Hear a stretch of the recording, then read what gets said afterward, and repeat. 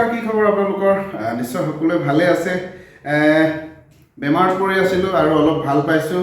যিয়ে নহওক বেমাৰ ভাল পাবলৈ এটা সৰুকৈ সকাম কৰিবলৈ আগবাঢ়িছোঁ আৰু সকামটোত দৰকাৰ হ'ব এটা পৰক কুকুৰা আৰু এটা কলডিল।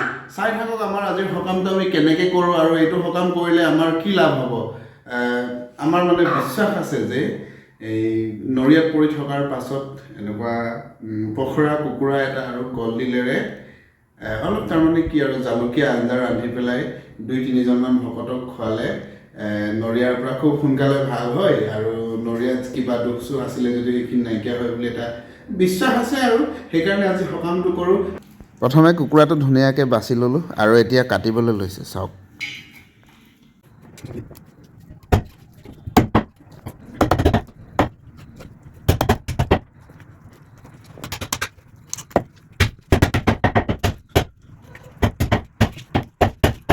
পাহাৰীয়া কলৰ ডিল এইটো।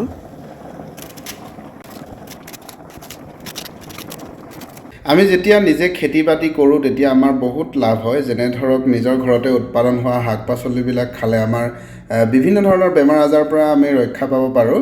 তাৰে ইয়াত দেখিছেনে, সেইদিনা আপোনালোকক ৰঙালাও দেখুৱালোঁ। এতিয়া চাওক, এয়াৰ ফ্ৰেঞ্চ বিন ছাগলীয়ে খাই তলি একদম টকলা কৰি দিয়াৰ পাছতো ফ্ৰেঞ্চ বিন এনেকৈ লাগিছে। আৰু এই দাংবডি, আজি বতৰটো অলপ ডাৱৰীয়া, আজি দাংবডি 2 কেজিমান ছিঙিছিলোঁ। তাৰে প্ৰায় 1 কেজিমান আমি খুৰাহঁতক দিলোঁ। খুৰাহঁতৰ মানে আমাৰ ভাড়াঘৰৰ মালিকৰ ঘৰক, তেওঁলোকক দিলোঁ। আৰু এনেকৈ আমি প্ৰায়ে এই বছৰটোত ফ্ৰেছ শাক পাচলি খাই আছোঁ নিজে খেতি কৰা।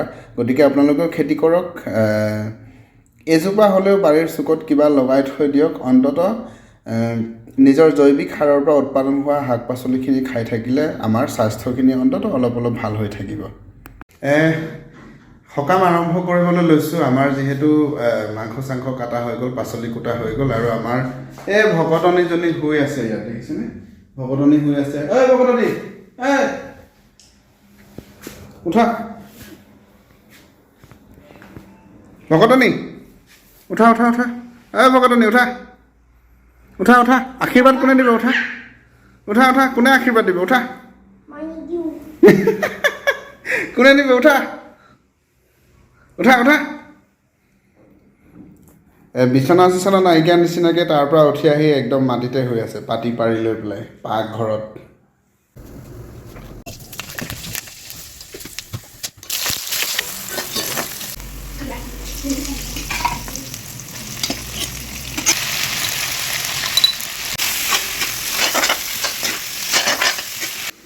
Hello guys, kumrit sa Diyog namaskar.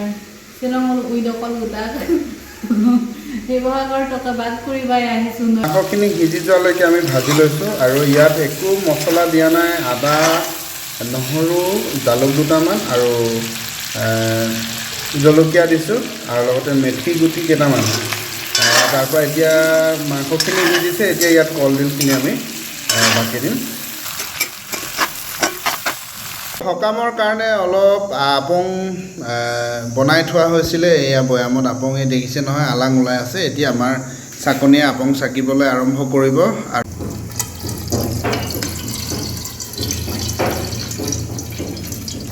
একদম ধুনীয়াকৈ আপং চাকিব জানে, সঁচাকৈ কৈছোঁ। কাৰোবাৰ ঘৰত যদি থাকে আপং চাকিবলগীয়া, মাতি দিব আৰু দেই। কণ্টেক্ট নাম্বাৰটো দি দিম, 108 ফোন কৰি দিব।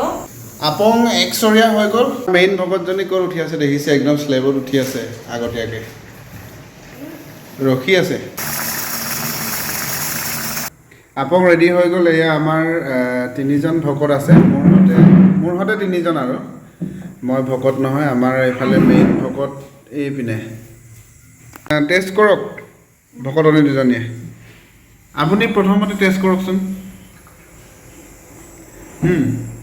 চাহ কেনে লাগিছে? নিজে চাকিছোঁ, মজা লাগিছে।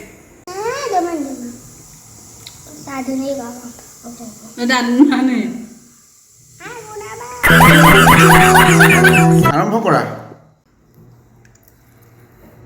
কেনেকুৱা লাগিছে? ভকতনীয়ে লাজ কৰিছে। আশীৰ্বাদ দিবানে নাই মোক?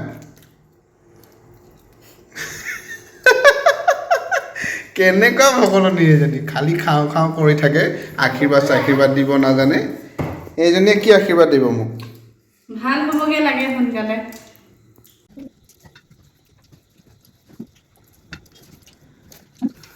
হাৰ্ডিলৈকে নেৰিবি চুবা ভালকে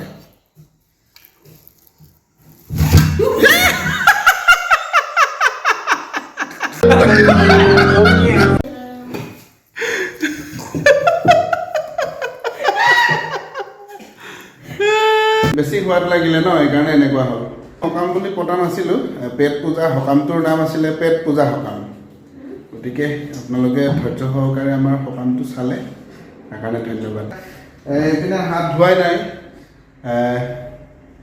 কেনেকুৱা হ'ল খানা কেনেকুৱা হৈছে মজা হৈছে এইফালে চোৱা আকৌ এইফালে চাই পেলাই কৈ কেনেকুৱা লাগিছে খানা এতিয়া কি কৰিব লাগিব আমাৰ চেনেলটো কি কৰিব লাগিব কৈ দিয়াচোন like comment share and subscribe কৰি দিব যদিহে আপোনালোকে আমাৰ এই ভিডিঅ'টি ভাল পাইছে তেতিয়াহ'লে আমাৰ চেনেলটো আৰু আমাৰ like comment share and subscribe কৰি দিব তেনেহ'লে আজিলৈ আহোঁ বাই বাই ধন্যবাদ বাই বাই